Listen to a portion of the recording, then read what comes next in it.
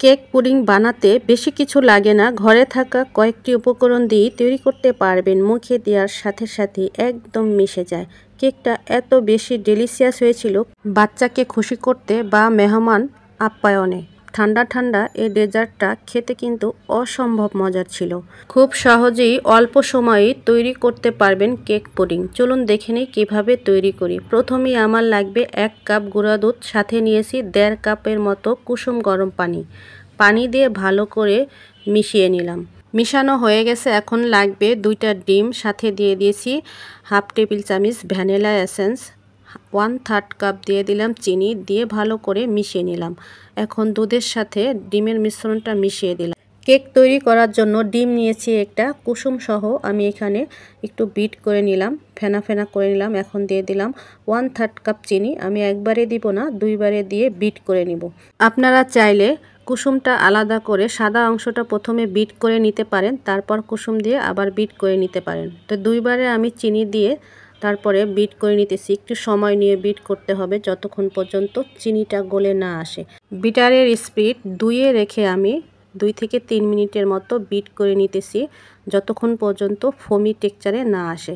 এই তো আমার বিট করা হয়ে গেছে, দেখতেই পাচ্ছেন। কেকের মিশ্রণটা তৈরি করার জন্য শুকনো উপকরণগুলো চেলে নেব। প্রথমেই আমার লাগবে 1/3 কাপ ময়দা, টেবিল চামচ কোকো পাউডার, 1/2 টেবিল চামচ বেকিং পাউডার দিয়ে ভালো করে চেলে নেব।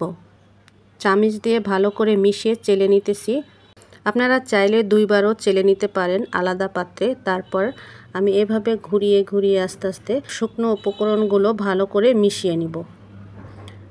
একটু সময় নিয়ে মিশাতে হবে। এখন দিয়ে দিলাম 1/2 টেবিল চামচের মতো ভ্যানিলা এসেন্স, আর দিয়ে দিলাম 1 টেবিল চামচের মতো তেল দিয়ে আবার একটু নেড়ে চেড়ে ভালো করে মিশিয়ে দিলাম। আলতো হাতে একটু আদর করে মিশাতে হবে যেন ডিমের ফোমি ভাবটা না নষ্ট হয়ে যায়। তো মেশানো হয়ে গেছে। এখন আমি ডিম আর দুধের মিশ্রণটা, পুডিংয়ের মিশ্রণটা প্রথমে ছেঁকে নিলাম, এখন দিয়ে দিব। তারপর ঢেলে দিলাম কেকের মিশ্রণটি ভালো করে ঢেলে 20 মিনিটের মতো ভাপ দিয়ে নেব চুলায়। আগে থেকেই চুলায় একটা পাত্র বসিয়ে পানি দিয়ে দিয়েছিলাম, সাথে একটা স্ট্যান্ডও দিয়েছি। পুডিংটা 20 মিনিটের মতো ভাপ দিয়ে নিয়েছি। তৈরি হয়ে কেক পুডিং।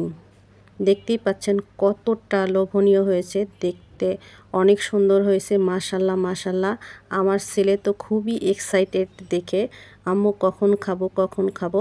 এই গরমের মধ্যে ঠান্ডা ঠান্ডা এরকম একটা ডেজার্ট যদি থাকে তাহলে তো আর কোনো কথাই নেই, মুখে দেওয়ার সাথে সাথেই মিশে যায়। এতটাই মজা ও ডেলিশিয়াস হয়েছিল কি বলবো। আজ তাহলে এ পর্যন্তই, দেখা হবে নেক্সট ভিডিওতে। খেতে খেতে বিদায় নিচ্ছি, সবাই ভালো থাকবেন, আল্লাহ হাফেজ।